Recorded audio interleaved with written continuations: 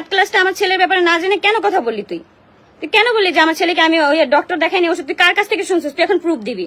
তোর কোন বাপ তোকে বলছে? তোর কোন মা তোকে বলছে? না জেনে একদম চামচামি করতে করতে লেভেলটা এত নিচে নামায় ফেলছিস। তুই যে কাজ করস, সেলুনের কাজ যে করস, সেই কাজটা হচ্ছে সম্মানের, ঠিক আছে, বাট তোর মতন মানুষ সেই কাজটা হচ্ছে নিকৃষ্ট বানায় ফেলছে ওর আচরণে। ওই এর আগেও আমাকে নিয়ে প্রতিনিয়ত ভিডিও বানাইতে, আমি আখিয়াবু নিয়ে কোনো কথা বলি যাই না। তুই বলছস কে?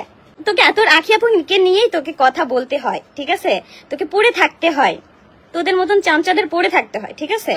আমার বোন পর্যন্ত বলছে যে এইটারে নিয়ে কোনো কথা বলিস না, এটার কোনো লেভেল নাই, এটার কোনো ক্লাস নাই, কিচ্ছু নাই, তারপর অনবরত নিয়ে কথা বলতে হয়। আমি আমার ছেলেরে, আমি আমার মা, তারপর হচ্ছে আমার বোন, আমার আব্বু যাইয়া তারপর হচ্ছে ডাক্তার দেখায় নিয়ে আসছি মিরপুর 10 থেকে, সিরিয়ালে থেকে। ওই সময় আমার বাবু যে কি করতেছিল শুধু আমরা জানি।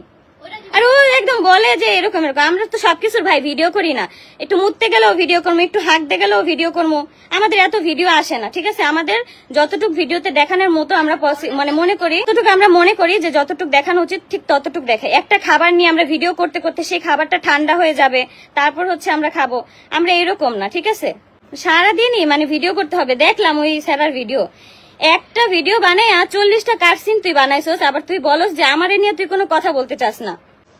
আমার নিয়েই তোর কথা বলতে হইব। তুই এই পর্যন্ত আমার নিয়ে কথা বলে স্টপ ছিলি, শুধু যে আমার অ্যাডভোকেট আপু তোকে বলছিল যে কেন এই টপিকে ভিডিও বানান বা কথা বলস, এই জন্য তুই স্টপ আসলি। বাট তুই এখন আবার অনবরত আমাকে নিয়েই পড়ে আসস, কারণ তোর সেই সেলুন দিয়ে তোর কোনো আয় উন্নতি হইতাছে না, তোর কোনো কিছু হচ্ছে না, যার কারণে তুই আমার পিছনে পড়ে আসস। একটু ভাবতাছস যে পিছনে পড়ে যদি কোনো টাকা ইনকাম করতে পারোস, ভাইরাল হতে পারোস।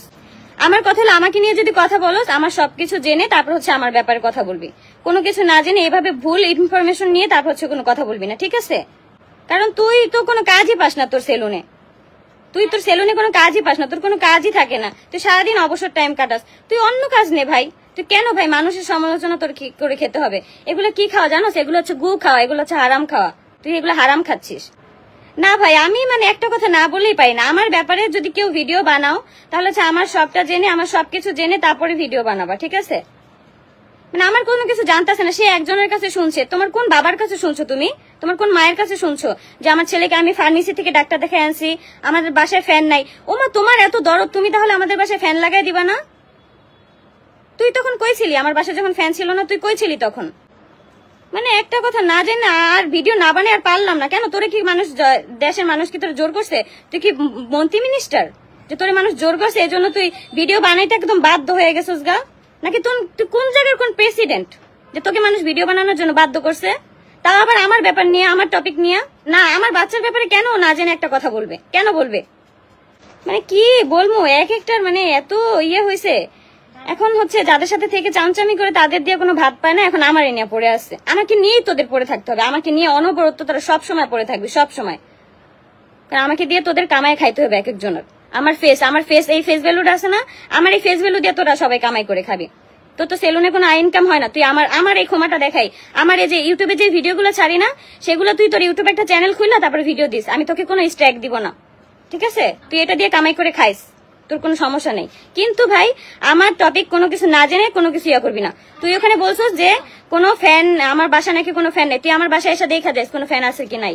আর যদি নাই থাকে তুই কিনা নিয়ে আস। তোর যদি এতটুকু মুরত থাকে তুই তোর টাকা দিয়ে ফ্যান কিনাই না, তারপর আমার বাসায় দিয়ে যায়, তারপর তুই ভিডিও করে বলবি যে আমি আখিয়াপুর বাসায় ফ্যান ছিল না যার কারণে আমি ফ্যান দিয়ে আসছি।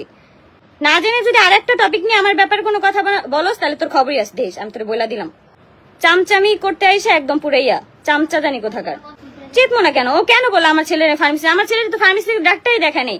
আমার আম্মু জানে 10 নম্বর যায় কিভাবে। আমার আম্মু সিরিয়াল দিছে, আমরা বসেছিলাম না। ও জানে না, ও কার কাছ থেকে, ও শিওর হয়ে কেন ভিডিও বানাইলো না? ও শিওর হবে তারপরে। আজকে কিছু কিছু মানুষের কথা বলবো, ঠিক আছে, যাদের মানে ঘরের খাইয়া পরের মানে বনের মহিষ না তাড়াইলে একদমই হয় না, পেটের ভাত একদমই হজম হয় না। মানে মানুষের নিয়ে কথা বলতেই হবে, তা আবার না যায় না শুই না, ঠিক আছে। মানে আজকে কয়টা কথা না বললেই না, একদম বলতেই হইব। মানে এগুলা উঠা পড়া যে লাগছে আমার পিছনে, মানে অ্যাটেনশন পাওয়ার জন্য, বলতে গেলে সে ভাইরাল হওয়ার জন্য। তাকে এর আগেও একবার আমার অ্যাডভোকেট যে আছে জান্নাতুল আপু, সে হচ্ছে একবার অলরেডি বাস দিছে, তাও বাস খেয়ে কোনো ইয়ে হয়নি। সে এখন আবার উঠে পড়ে লাগছে আমার পিছনে। সে বলতেছে আমার ছেলেকে নাকি আমি ডক্টর দেখাই না, আমি নাকি ফার্মেসি থেকে ওষুধ নিয়ে আসি। তুই জানোস যে আমি আমার ছেলের ডক্টর দেখাই নাই? তুই জানোস? তুই যে এত বড় বড় কথা কইলি, তুই একটু ভাইরাল হওয়ার জন্য তুই মানুষের চামচামি করতেছিস এখন। হ্যাঁ, তুই না জানি না কেন এই কথা বললি।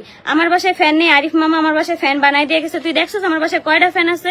চামচা জানি কোথাকার চামচাটা খালি আমার পিছনে পড়ে রয়েছে একদম ওই বাসা থেকে আসার পর থেকে। ভাইরাল হওয়ার জন্য মানে আমার ব্যাপারে যা না তাই দিয়ে কথা বলতেছে। তুই যাদের সাথে যাদের চামচামি তুই করস তাদের চামচামি কর, ঠিক আছে? তুই আমার চামচামি করতে আসিস না, কারণ তোকে আমি 1 টাকাও বেতন দিতে পারবো না, চামচা।